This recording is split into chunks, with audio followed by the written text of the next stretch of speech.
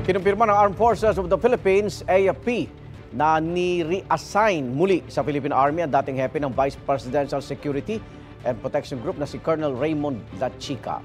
Ayon sa AFP, inalis si Lachica sa BPSPG dahil sa inarap niyang mga reklamo sa Ombudsman kaugnay sa issue ng confidential funds sa Office of the Vice President. Hintayin daw ng AFP ang kalalabasan ng reklamo sa Ombudsman para magsilbing gabay sa sarili lang investigasyon kay Lachica. Sa pagdinig ng Kamara noong November 2024, sinabi ni OBP Special Disbursing Officer Gina Acosta na inutusan siya ni Vice President Sara Duterte na ibigay ang 125 million pesos na confidential funds kay Lachica noong 2022. Walang pahayag si Lachica tungkol dito. At dati na iginit ni Vice Sara na walang mali sa paggamit sa confidential funds ng kanyang opisina.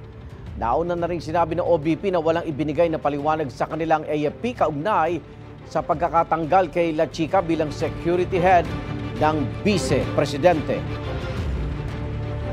Igan, mauna ka sa mga balita, mag-subscribe na sa GMA Integrated News sa YouTube para sa iba't ibang ulat sa ating bansa.